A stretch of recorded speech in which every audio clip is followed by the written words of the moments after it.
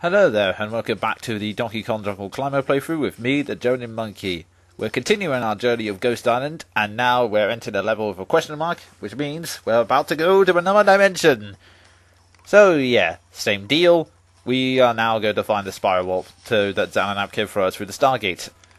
And you may also see the return of the bushes, which you shake in order to get more gems. Not that exciting, but I thought I'd mention it nevertheless. Oh yeah, be careful. I don't know whether you can see it because of the poor picture quality, I apologise, but sometimes beneath these pegs, Kremlins will wander up and down as well, so just to make things harder. And yes, there are two barrel cannons. Just be careful which ones you leap out of, otherwise you could get yourself confused for a long time. But now, Xananap will once again open the portal, like so, and prove that he is a much better jumper than we'll ever be. Seriously, why can't he help out if he's that... Oh, never mind. Anyway. Yes, it's a return to the toy box. My favourite nonsensical dimension. And now, the gimmick is, yeah, these lever courses where you pull the lever to move forward and try and reach the end and leap off. But this time you have to be careful because there are now zingers blocking the way, and unlike the ghosts from the previous levels, they won't disappear if you stay still. In fact, stay still makes you an easy target.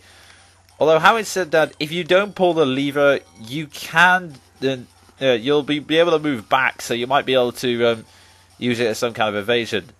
Of course, you could do what I did a few seconds ago and smack them right in the face, but that takes a lot of timing. And yeah, this is a situation you'll come across quite regularly later in the game. The Kremlins will do their best to try and slow you down by messing with the levers, etc. And you have to basically get past these challenges, reach the top, and then smack the Kremlin in order to stop them from doing that. So now that the platforms have finally stopped moving, we can move on to the next stage, which is nothing short of bizarre. Alright, here's how it works. Now, you can see there's this massive legs here, and barrels which you're not allowed to smash because you have to use them as climbing on, which is a bit of a shame because that's your first instinct when you've got a barrel roll attack and barrels you can break. But yeah, this is the one time in the game where you're not allowed to break the barrels. But anyways, enough of my rambling. What you have to do is you get this switch, and the world literally turns on its axis. Yeah, basically, the room is a gigantic square, and by turning it in different ways, you can move it around to get items and, ideally, right towards the end, find the exit. Now, the weird blue walls, they're kind of like I'll just call them force fields now. They're kind of like force fields that constantly go in one direction. If you go from one side, they'll push you straight up and through the other. But if you go for it, try to get in through the other side, it will just push you, it'll just push you out of the way. So they're basically a wall that prevents you from moving. Yeah, that section's a little confusing, but if you're lucky, you might be able to get past it. And now this section, yeah, this is slightly confusing because and you can see a bit later again, but yeah, you've got these several circling pegs, which it basically means all of your jumps have to be timed extremely carefully. The thing also goes for the grabs when you're trying to move on to the next peg. And here we are, the spiral warp, and thankfully, yeah, there's a blue portal there, so we can just jump through that. And back we go to the real world. Back to the future. No, not the future, just reality.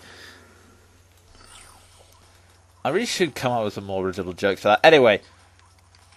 Yeah, we're back here, so all we have to do is kill all the bats and finish off the level. And yeah, sticking high is probably the best way to go. I presume I'm doing it for a reason. I've forgotten why past me did. Oh, the bonus barrel, that explains it. Yep, the bonus minigame.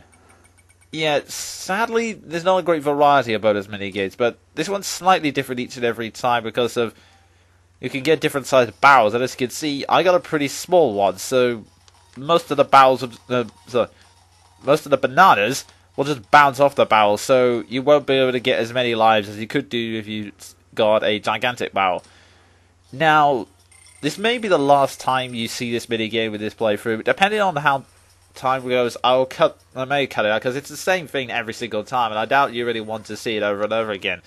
But when you're playing a game, I suggest it's a good idea to visit those, because it can give you some much needed extra lives. And well, sorry that this part is incredibly short, but tune in next time when we challenge the final level of Ghost Island. See ya!